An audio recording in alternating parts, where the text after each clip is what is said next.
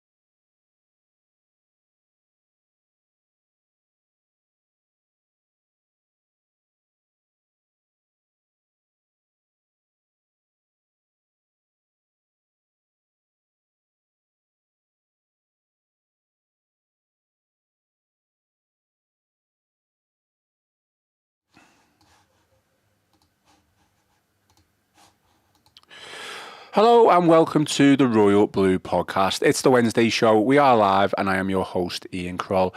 Joining me in the Royal Blue studio today to talk all things Everton, we have Reach PLC's Business of Football writer, Dave Powell. Dave, how are things? All good? Very well. Thanks, Ian. Yeah. International break for Premier League fans, but obviously as a Chester fan, they should have been playing Leamington on Tuesday, but the snow put pay to that. So, yeah, back from a bit of a break, went to the US for a few bits and bobs. But, yeah, back at it, into it, and, yeah, I'm sure ready to discuss kind of the machinations of what's going on behind the scenes at Everton. Absolutely, yeah. I was going to mention that I did see it on a couple of your socials that you were gallivanting around America. Is that a bit of business, bit of pleasure, or a bit of both? Bit of both. Yeah, bit of both. Nice. Yeah, managed to get hooked up with some nice tickets for the Brooklyn Nets, which was a real treat. Close enough to pat Floyd Mayweather's head, although it wasn't. I was going to say you got in close proximity to Floyd Mayweather. The man wasn't for taking pictures. No? Did he have a go at you? Did he? Had a go with Powell. Yeah, he said Logan Paul does pictures, I don't. Oh wow. Oh, Jake Paul. That's it. Is it Jake? Who's the one who fought Tyson? Yeah. One of the Pauls. Yeah, Jake. Yeah. Jake Paul. Yeah, he says he does pictures, I don't. I think we're showing our age now, to be honest, Dave, aren't we? Do you know that? I feel genuinely ashamed of myself there. I didn't know which one that was. No, all good. Okay, well, today's agenda then, we're going to focus more on a bit of off-the-field matters for today's show. We're going to take a look at the latest on Dan Friedkin and the Everton Takeover. We're also going to discuss Burnley's case for compensation against Everton in relation to the 2021-2022 season. This is all stuff Dave has written about in the past week, so obviously got good knowledge about it, so we have got him into the studio. And finally, we're also going to look at John Textor and the issues he is facing at Lyon, and plenty more. So yeah, the agenda is jam-packed. As always, give us a thumbs up, drop us a like on the stream. If you haven't already, please subscribe to the channel. Your support is greatly appreciated. And as mentioned, we are live, so get your questions in on the stream. Anything to do with off-the-field matters, I will put it to Dave, and we'll see if we can answer those questions for you. I will definitely do my best to read as many out as possible. Let's take a quick look at the stream now. We've got just 19 people on, so we'll let that audience build up. I mean, I guess, you know, the main talking point is the takeover, Dave. But let's start with the Burnley compensation case, because it kind of intrigued me a little bit when your article came out last week, so you can read that article on the Liverpool Echo website. But for context, if you don't know, because I didn't know this was kind of coming down the line, so it was an interesting read. I'm just going to read a little excerpt from Dave's piece. So let's have a look. When the Toffees were found to be in breach of the Premier League's profit and sustainability rules for the 2021-22 and 2022-23 financial years, 5 clubs moved to apply for potential compensation: Burnley, Leeds, Leicester, Nottingham Forest and Southampton, all those clubs. A case has now been brought by former Premier League club Burnley, Dave, against Everton, and the case remains live. What can you tell us, first of all, about all of this? Well, it was largely when when Everton were first hit with the deduction and the point deduction came down, that's when clubs. It's almost like you see now with the Manchester City case, whereby clubs are already starting to get the wheels in motion over potential compensation claims, because they have to kind of make that representation early. So that's why Forest were in there, because Forest were at risk of relegation for one of those periods. Obviously, they didn't go down; they stayed up. So that's why they featured in among it. But it was Forest, Leeds, Southampton, Leicester, Burnley. Have I missed someone off there? Burnley, Leeds, Leicester, Nottingham Forest, and Southampton. So it was 5. Those 5. So the argument would have been, because obviously Everton's points deduction got shaved down from what it was supposed to be initially. So the argument initially would have, when it first came down, was that were those clubs who have been relegated, would they have stayed up? If were Everton to have not done what they'd done, and that's where the kind of the legal case comes from. Are they entitled to compensation? I mean, it's because it's a huge drop in revenue from playing the Premier League to playing the Championship. Yes, you get parachute payments, but it can be this. For some clubs, it can make or break a business. I mean, there's a reason why the Championship playoff final is the most valuable domestic game in world football, because of what it brings in terms of media rights. So for clubs to fall out the Premier League, it's a big hit. It impacts stuff, commercial partners, match day revenue, the whole thing. So there is a case to be made that if they felt they were wrongly or hard done to, and they would have stayed up were it not for Everton, then that's where that comes from. But after the deductions were kind of reduced and the penalty was reduced, Forest didn't go down anyway. So that kind of action was fairly, a moot point really. But 3 of those other clubs wouldn't have gone down anyway. So that just leaves Burnley. Now Burnley went down in the 21-22 season. Yeah. So if they would have, I think it was, if Everton would have been hit with a 6-point deduction for that period, which was during the period of that year's financial breach, then they would have finished above Everton in the Premier League, and that's what they're making their case on. How strong a case that is, I don't know, but I think previously the independent commission said that there could be an avenue for seeking compensation for clubs, and there's really only Burnley now that can really take that action. Impossible to know how far that goes, the kind of costs involved, because I mean you can't expect Everton to, they don't reasonably expect Everton to bear the brunt of the entire financial fallout of being relegated from the Premier League. There has to be an element of ownership over that as well. But some things they could argue, on the contrary. So it's an interesting one. There's no real precedent for it. Yeah. But it's something that won't be decided quickly. I think it's going to be it'd be at least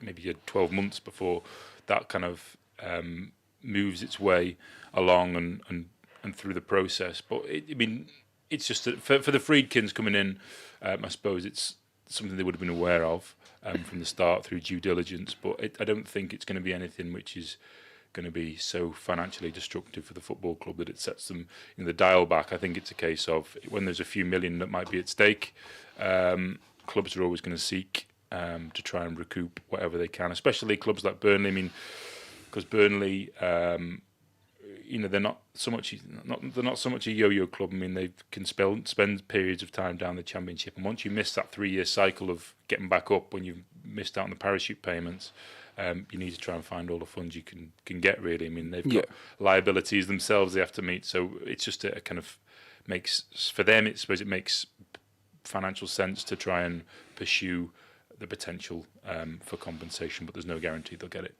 Is this going to be separate then to any Premier League involvements? Obviously with the PSR stuff, the Manchester City stuff, the Premier League are obviously heavily involved in that, they using their own independent panels, etc.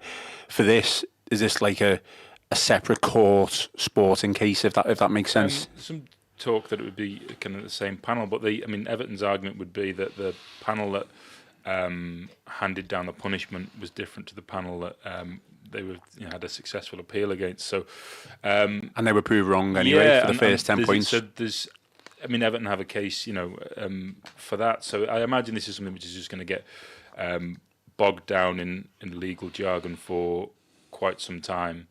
But again, there's no precedent for it, and we've already, I mean, with Everton in the past 18 months or so, we've kind of moved into uncharted territory several times, with PSR and whatnot. So this is just another one of those. I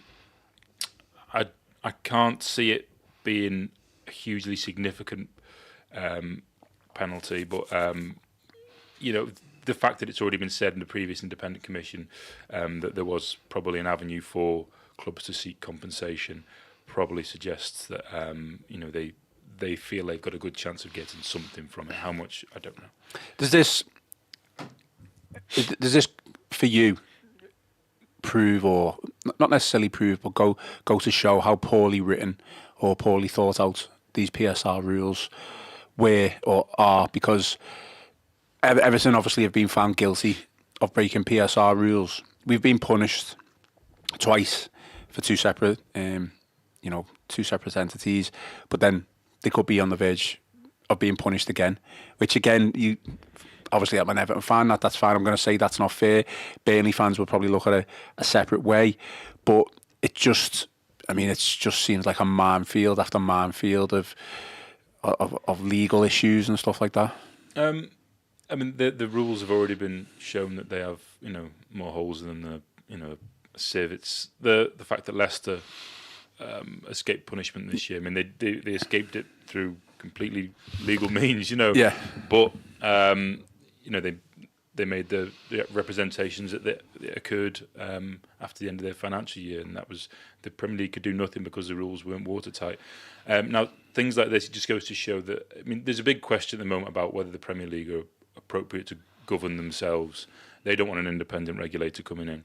Now, they haven't made a particularly good case for themselves with how they've handled PSR, because really these things should have been clear and defined. So the ability for compensation for clubs that may have gone down as a result of points deductions, etc., that should all have been clearly defined. Yes. How much percentage of what they're entitled to, what you're entitled to, but all they're left with now is a complete kind of grey area, and kind of having to govern on the fly and on the hoof a bit. And that's no way for. But they're not even probably going to be involved in it, really, are they? And it's the EFL don't particularly want to get mired down in it either, and it just goes to show these PSR rules, they weren't fit for purpose when they came out.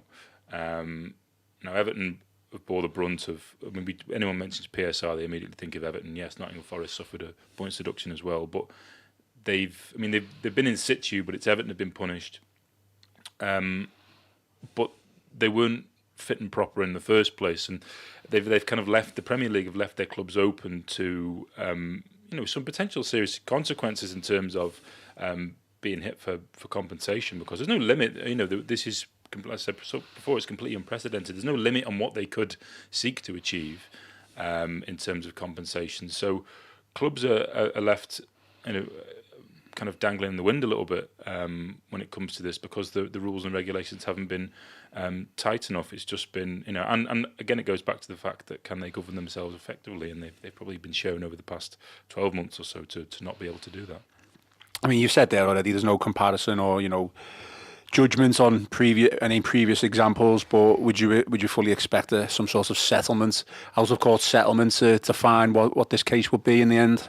I expect so. It's hard to see that Burnley don't really have a case for it, because they would have, if that points deduction would have applied during that year of the breach, then they would have stayed up. But obviously, impossible at the time to do that, isn't it? So that, but then that would be the argument. We couldn't have, this punishment couldn't have arrived at that period. So. They were still going over the case. Yeah. So I do wonder whether they'll try and reach a settlement, but I don't think Everton will be inclined to try and do that either. I think they'll probably feel they're in a position to be able to defend themselves robustly enough to not have to. And also, it's the independent commission have to think about kind of precedent it sets as well moving forward. I mean, as you say, you can't. There is no way that this process could. They would have been punished for that year. I mean, you can't go back and change the rule books the year after. It took long enough to get to the independent commission and to be heard and cases to be made, and we're already into a new season by then. So I think that'll be the strongest course of defence for Everton, is the fact that there is no way that could have been addressed in a timely manner anyway. But Burnley will look at it and think the punishment, the misdemeanour occurred during that year. We are entitled to something. And the independent commission, when they said last year, early part of this year, kind of agreed that there could be a case for some clubs for compensation. I guess just a final point on that. I think I'm right. Obviously, my memory's just trying to remember here. I mean, Everton were hit with 2 point deductions in one season as well. So again, you could say, is that fair based on? It's all a bit of a minefield. That'll all form part of the defence as and when it needs to. That they have. They have been punished. They will feel they've been punished over and above what was fair, and I think, especially given the fact of what's happened with Leicester and things like that, I think it is such a mess that has been made out of this PSR and the kind of the way the rules have been implemented that I imagine the Premier League can't wait to move on to this new way of kind of assessing financial controls and constraints and move past all this. I think the Everton debacle has shown them to be a pretty poor light. Well, it's not even just the Everton one, is it? Let's face it. We discussed this on Monday's pod. They're just bogged down with everything Manchester City at this moment in time as well, which is, I keep saying minefield, but everything just seems to be an absolute minefield right now. It's also worth remembering that, the 20 member clubs of the Premier League are all the 20 shareholders of the Premier League. Now, the shareholders change upon promotion and relegation. But what other business spends tens of millions of pounds fighting its own shareholders? It's complete lunacy. So I imagine that moving forward, the Premier League will be trying to spend less time spending money fighting its own shareholders, because ultimately the money for that comes out of the pot, the Premier League pot. So their legal fees all are taken from the central funding that arrives through broadcast revenues, commercial revenues. So ultimately, the clubs, are paying on both sides. Really, they pay, because it means there's less money in their pocket from the Premier League in terms of central funding, because it's going on legal fees, and also the clubs themselves have to pay their own legal fees. So, it's a lot of reputational damage being done to the Premier League, and given the fact they've got the Manchester City case, which is bubbling on, which won't get resolved for so long unless they find an appropriate settlement that is kind of appeases them both and makes them both save face a little, then it doesn't look like their kind of agenda is going to be clear anytime soon. Well, we've just had a question from Rob Vanman, particularly on that subject. So you've literally just answered Rob's question there. I mean, I guess final point on this, the lunacy stems from the fact that the Premier League needs to be shown or to prove that they can govern themselves. I guess from my point of view, that's my take on it. I guess rules are rules, but if you're not going to, write the rules properly, you're going to get issues like we've just discussed. Yep. Okay, let's talk about Everton Takeover. Dan Friedkin, the Friedkin Group.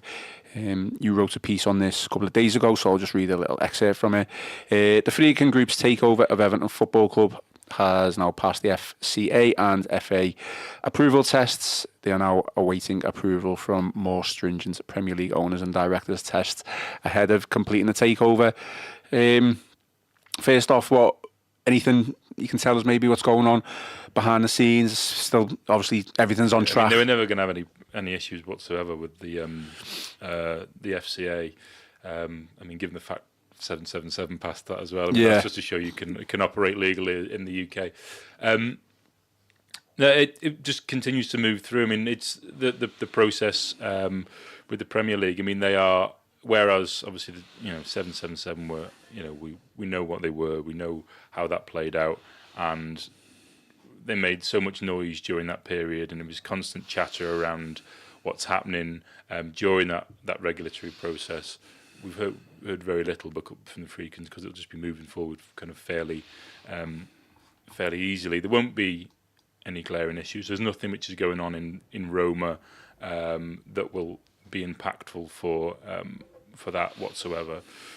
it will just be a case of it takes us, as long as it takes. Hopefully, I think by the end of December, it seems feasible that they'll have approval, because they've got money already invested and riding on this. They've got money. They're providing similar type of thing which 777 did, I suppose. I mean, they are providing the working capital required to keep the business going, because Farmashiri is not going to do it anymore. So,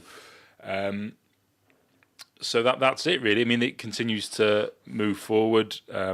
They don't anticipate any issues, and hopefully by the turn of the year, we'll have new custodians in situ at the football club, and 2025 can be a season or a year of starting to turn around the tanker a little bit, because it's this year has been incredibly bruising. It's had real highs and lows, far more lows, you'd have to say, and they almost they almost had to kiss a few frogs, didn't they? But I think that there won't be any issues whatsoever. I mean, there's a case bubbling away in the US, which we spoke about in the last podcast, the LHall Case. So that relates to the reason the Friedkin Group stepped back in the first place was because there was some concern over the 200 million debt that existed on the balance sheet of Everton from 777, which in turn came from ACAP. Now there's a legal case in the US relating to LHall Capital, a London investment firm,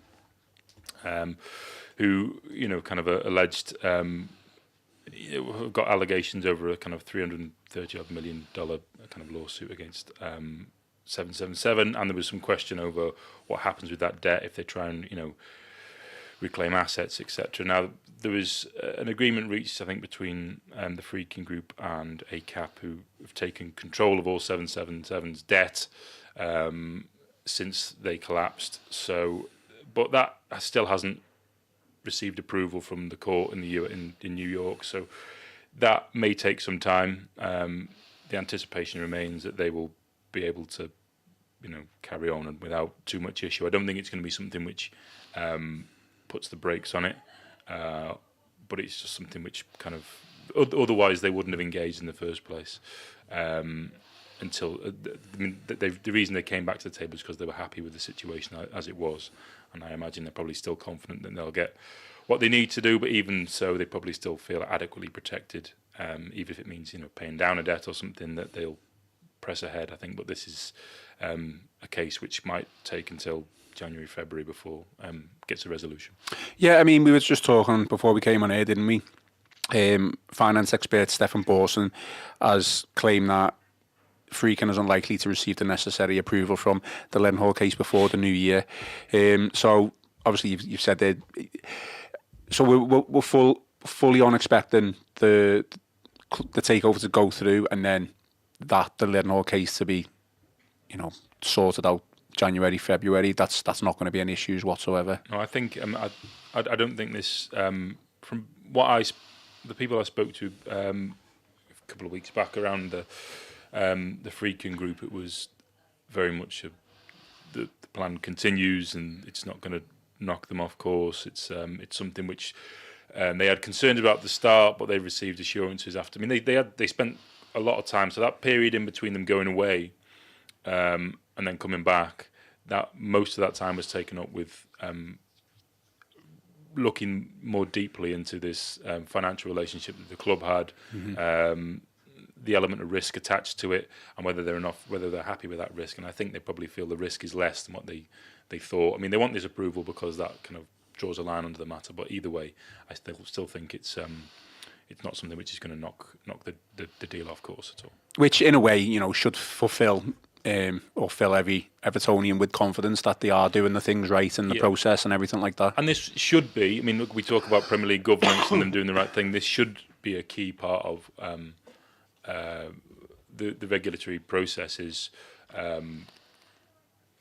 This deal happens regardless of an outcome that if this New York court, because I mean, Friedkin Group can settle that debt. I mean, it's it's not a problem. I mean, they're a company with a significant revenue, 13 billion plus. So it's not a case of having the financial kind of might or wherewithal to do it. It's just, makes prudent kind of financial sense to kind of remove themselves from the need to do that. So, but I think the Premier League will be asking the same questions around wanting security that this happens, and from those I've spoken to, it's not going to be a major issue. Small change for them, that isn't it? Yeah.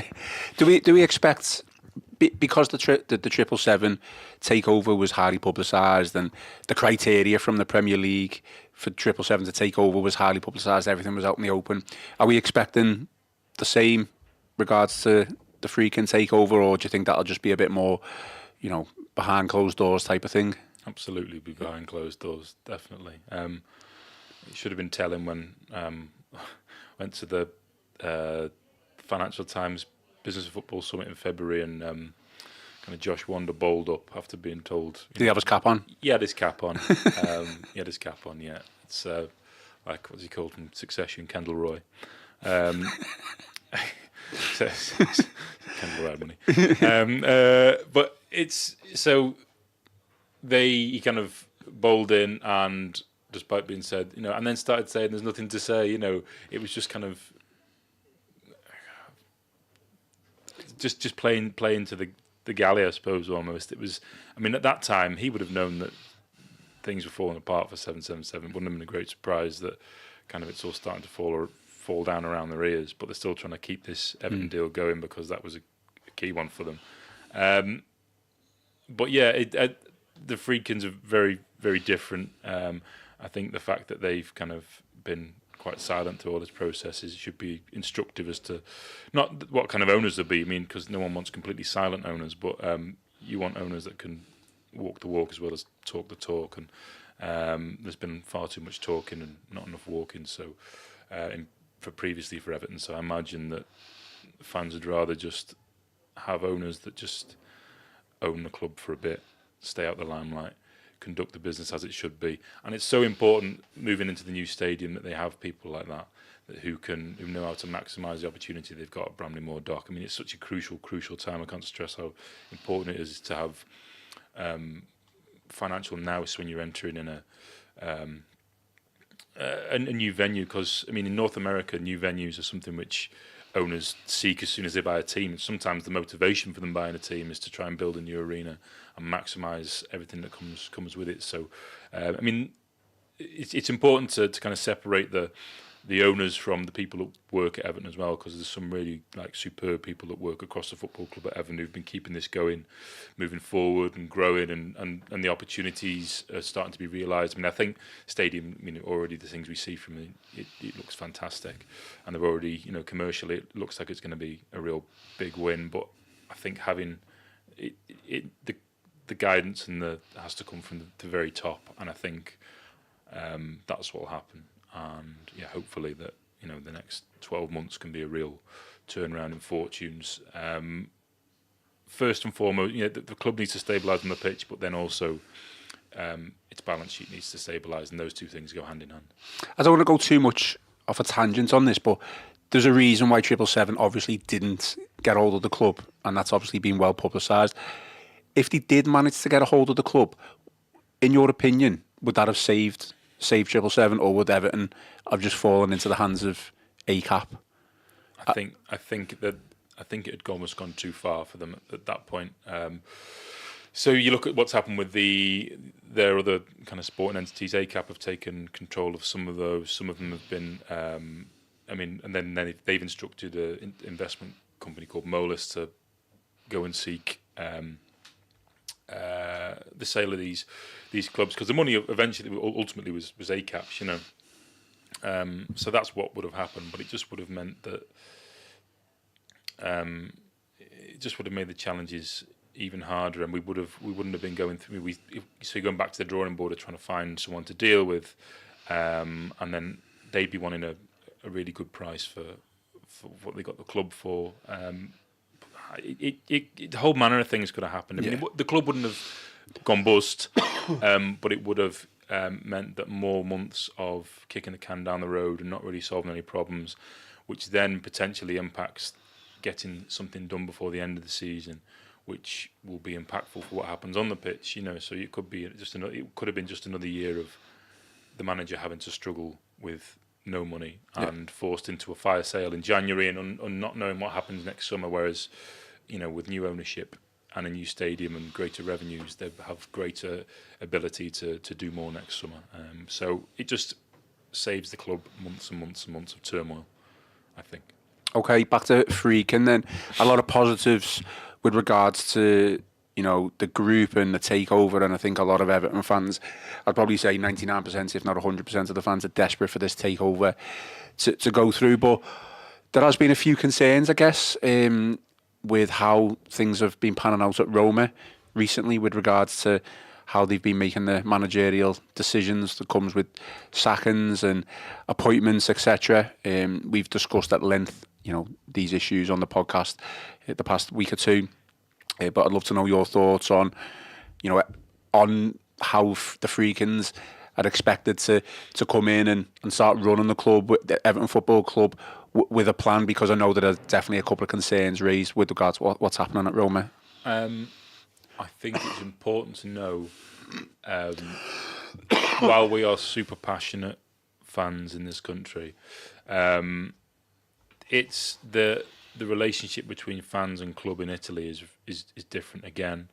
It can be for some clubs, it can be quite hostile and militant at times. Roma is one of the hotbeds of that.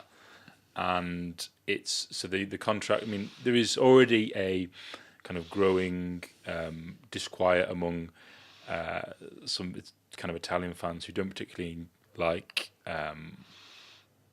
foreign private equity coming in, particularly kind of American private equity. I know AC Milan have, fans have had some cause for concern, whatever, even though their owners, Redbird, have managed to kind of turn a profit from a loss-making club for 18 years, and they've turned a profit the last 2 years, and the club is kind of more marketable than it has been over the past 15 or 20 years. But ultimately, it comes down to Italy lives through its icons, really. So, for example, AC Milan fans weren't happy when Paolo Maldini was sacked as sporting director, and they brought in Zlatan. It's not had the same impact. It's not appeased the fans. Now, Friedkin's made they offered a new contract to Daniele De Rossi during the summer. Had a bad start. They made the call. Managerial calls happen all the time, but Daniele De Rossi is a legend. Yeah, absolutely. Legend there, and that kind of goes above and beyond. That goes above the potential rationale for making a decision behind it. Whether or not you think that's a right or wrong thing. So the emotions involved in that, it's highly charged, and it's hard to, especially as an American owner, I suppose, who everyone sees, I suppose fans see it as just there to make money and kind of raise the value of the asset, etc. And there's an element of that, but I think for fans, they saw it as kind of slapping an icon in the face. And that didn't go down well, but I don't think it should be cause for. It was a decision made from a footballing standpoint with emotion removed, and often that's kind of largely. Owners really should have, not all the time when it comes to tradition things, but I think being removed from the emotion sometimes allows people to make better business decisions and better decisions from a footballing point of view. Maybe the De Rossi thing was a very swift dismissal, so you'd probably argue that might have deserved more time, but I don't think it's the fallout. I think, and the noise is far greater than the actual misdemeanor that's supposed to have happened. Managers lose their jobs all the time for poor results. That'll be the case till we stop playing football. But I don't think it's something that fans should be unduly concerned about. Certainly, it's not a question of how the football club is run. It's more a question of maybe they didn't understand the kind of link and how kind of closely held the kind of icons and statuses in Italian football. But it's a learning curve for them, I imagine. I don't know if you've got your ears down on the ground in Rome, but I think I mentioned this on the pod the other day. I think if Everton's owners, whoever they may be, say right now, were going to buy another club, and plough money into it and invest. I think it'd be a bit like, why aren't you putting all your eggs in Everton's basket? Is there any suggestion from Roma fans or Roma people that they're a little bit annoyed that the Friedkins are pursuing this deal for Everton? I don't think any fan of another club likes to see their owners purchase another club. I don't think people like multi-club models because unless you sit at the very summit of it, which the kind of Manchester City do, I don't think the kind of CFG thing bothers City fans at all because they are the team which is the beneficiary of most of it, and they sit at the summit of it. But I think Roma fans probably look at Everton and Roma are two sides who really, in terms of size and scale and tradition and things, and you probably think you'd put them on a par in European football, really. So who is actually kind of jostling? It's like who's going to be the favourite child? You know, it's they'll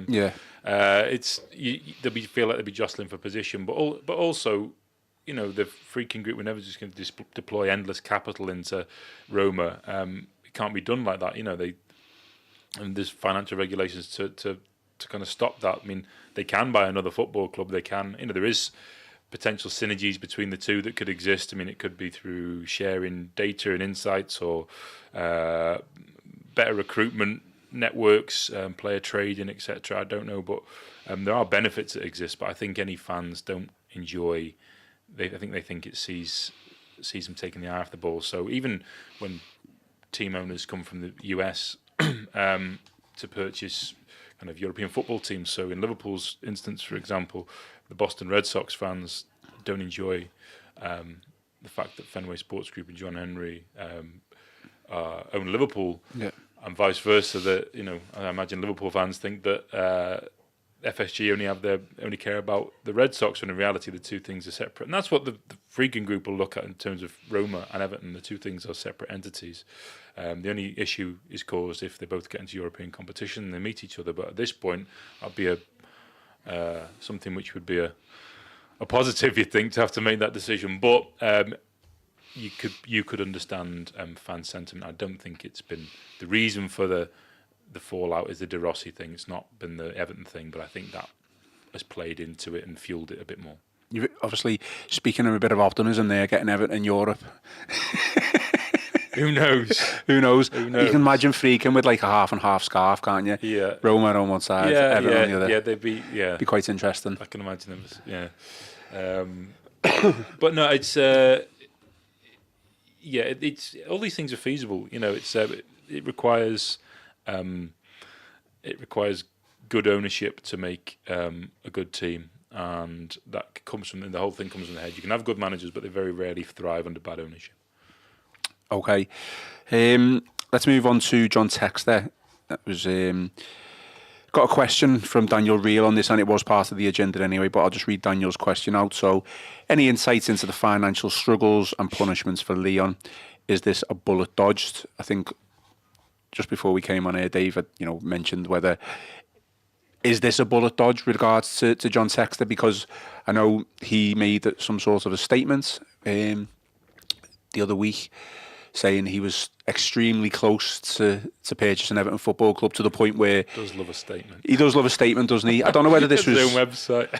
Was it on his website? Was it? Website. I think it was something along the lines of, we had the paperwork ready, we were one day away, and then obviously the Friedkin Group, that was when they decided to come back in. So I've heard you speak at length, to be honest, about the struggles and strife of the French national football game and the league, etc. So, first off, is this a bullet dodge for Everton with John Textor? I don't think so. I think it's very important not to kind of mix the two. So 777 and John Textor on the same type of operators. John Textor is a billionaire. He's been a very successful businessman, built up a portfolio of companies, and he's a very wealthy man. Now that he has the financial wherewithal to pull deals off, but the Everton one, there were so many hurdles to clear. He had to sell his Palace stake, which still hasn't been sold. Yeah, exactly. So there was still a lot of kind of runway to travel.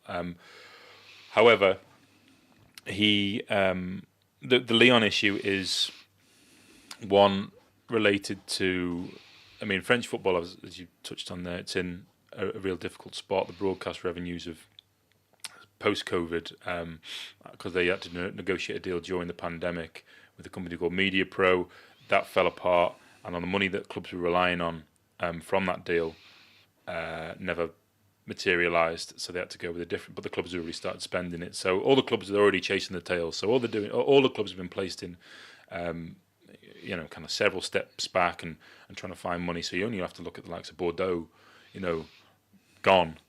And that's huge club as massive club, and this is all kind of a result of some poor financial decisions from clubs individually, but also the financial landscape in France. There's less money swirling around, but Lyon invested quite significantly in the squad in terms of their wage bill. It's high. They expected more from it, like Champions League football. They've not had that since 2000. They reached the semi-finals of the Champions League, quarterfinals of Champions League in 2022, 21. But they haven't qualified for it since. Now, to be in the Europa, the drop-off in revenue's enormous from the Champions League and Europa League, so they've not been able to bridge that gap at a time when there's less money coming in. So there are some debt issues there, but the DNCG, so that's like the kind of financial ombudsman for the French game, they're quite hardline when it comes to dealing with their clubs and the debt issue. They're trying to stop clubs from kind of overspending and kind of eating themselves eventually. It's so they impose kind of a possible relegation if Lyon didn't kind of comply. Textor said, we will comply, they're not getting relegated. And he said, we have the money. There was some talk about moving funds from between club entities. I don't know how that would work. I don't know whether even that was true. But, he is a wealthy man, has the financial ability to address these issues. But Lyon's an important part of this puzzle because he wants to float his Eagle Football Holdings company. He wants to do it via an IPO on the New York Stock Exchange. And Everton was going to be part of that, so he's still looking for an English football club to do that. Yeah, and I don't think that's changed. But this Lyon issue, which while it will go away, I can't see the French. I imagine French football's governing bodies will be trying to be as open to allowing Lyon to move forward as they can be, because they've already lost one big team, and to potentially, relegating the team to League Two.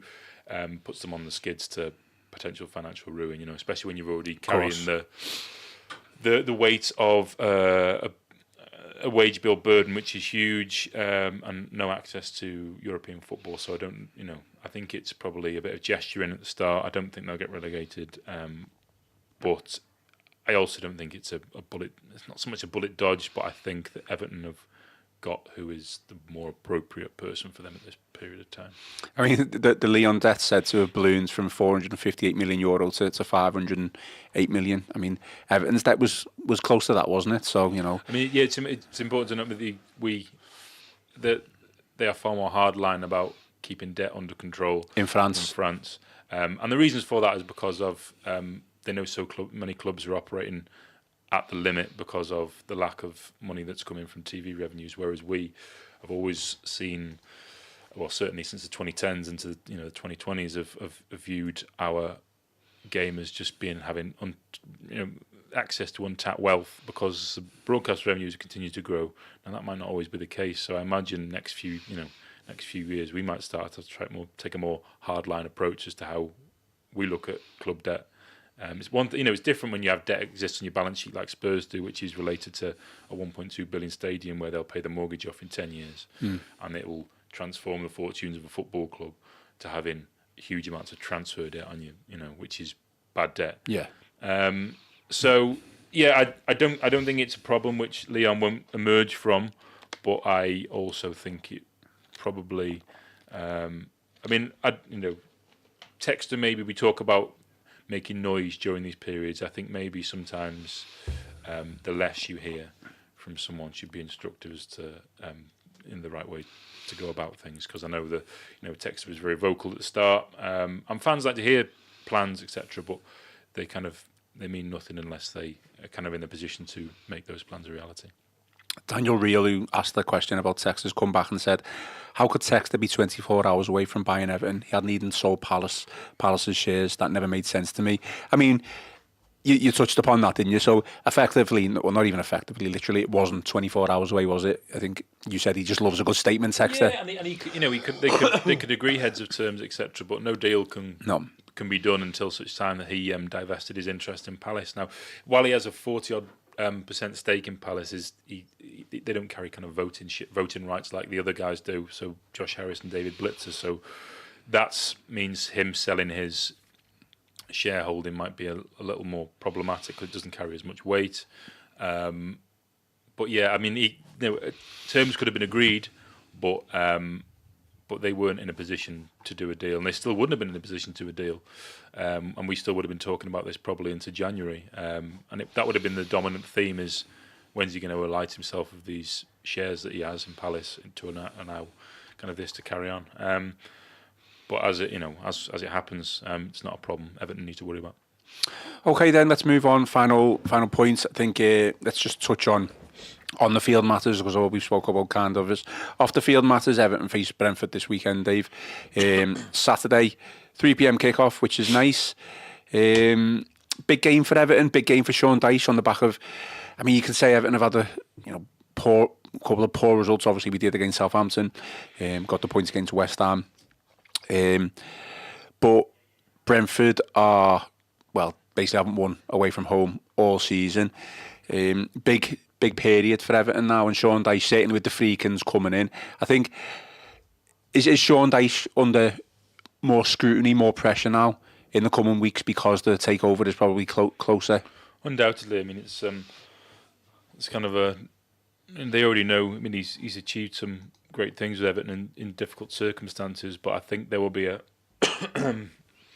every new ownership group has its own ideas of how it wants to do things, which always puts managers in situ on the back foot.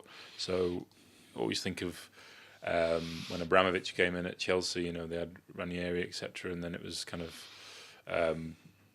immediately the pressure was on for him to deliver, so I think that there will be more pressure. I mean, I'm sure Dyche would say no, but there undoubtedly will be, because you're effectively doing a kind of an audition for your new bosses, and if they're not completely sold on it, it's a lot. They were not going to be inclined to, when they don't have a personal relationship with you, they're not going to be inclined to, and they will be about trying to bring about positive change.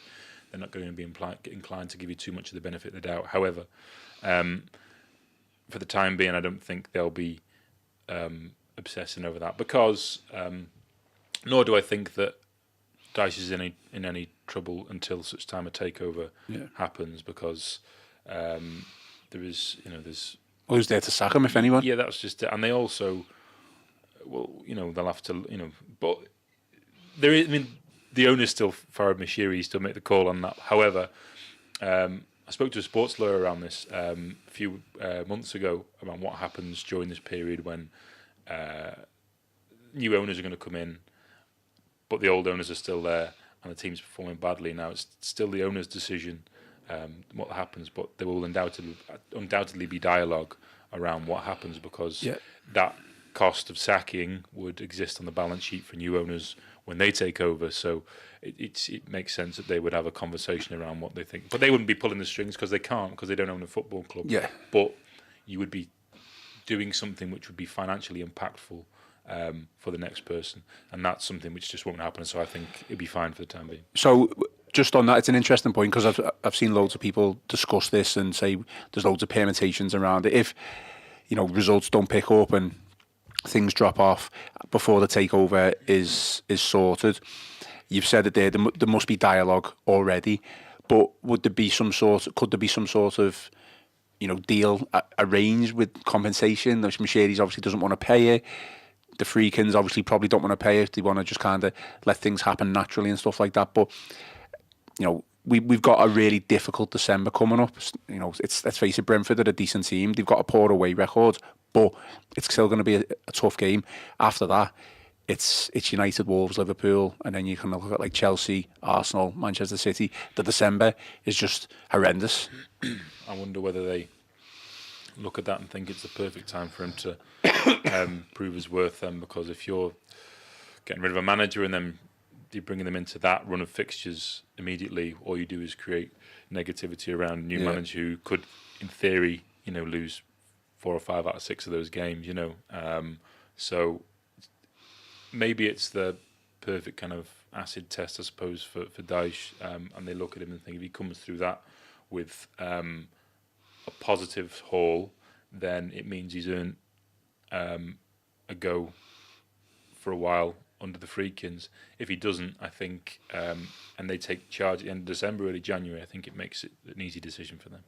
Do you think as well that, I don't want to call the Friedkins trigger happy because they're not, but they've obviously sacked a good couple of managers in a short space of time. Do you think in a way that could work in Dyche's favour, because they don't want to be seen to be trigger happy and just be sacking managers left, right and centre? I mean, if results are poor, then I think there's only one answer, isn't it? Let's face it. But could it work in his favour in a sense? To keep him in the job. I mean, I don't think they'll want to come in and be seen in day one to be firing the manager just straight away. Yeah, because it's. I think the idea being they'll want to come in and be fairly smooth transition and then assess things as things progress and make a call on it. But also they're not going to waste needless time if they feel that their Premier League status is on the line, because that's when that's the serious business call around. Will we stay up with this manager? Are we harming our chances of staying up if we don't make a change? Because ultimately, we start next season in a new stadium. We need to be a Premier League team for that. So that'll be where the call lies, and also who's out there to make a meaningful impact. But I think a big December for big game this weekend for Dyche. Big December, even though they were very tough games. I mean, there can be no gimmies now, really. It's it's so easy normally to look at that run of fixtures in December and think, well, if we get 3 points, that's all we're getting from that. Can't really think like that. And also, with Man City having something of a wobble, I don't think anyone looks unbeatable in the Premier League this season. So I think. I think it's the best chance he's got to prove himself against the best opposition, and he'll earn himself.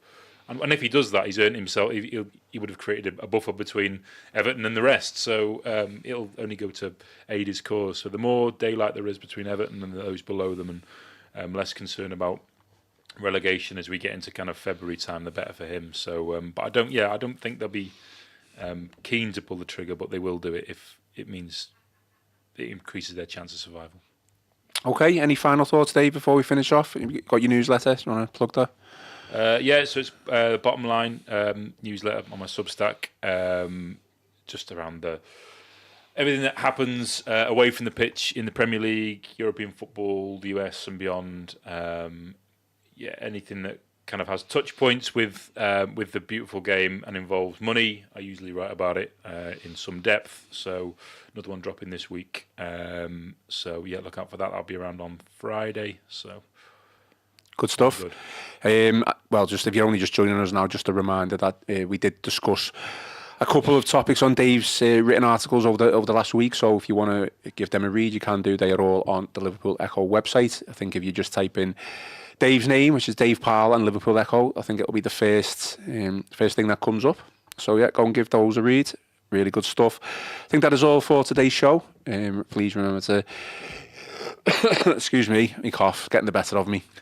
Give us a like, give us a thumbs up, and subscribe to the channel as well. All your support is greatly appreciated. Also, give us some 5-star reviews on Apple and Spotify. Most importantly, enjoy the rest of your day.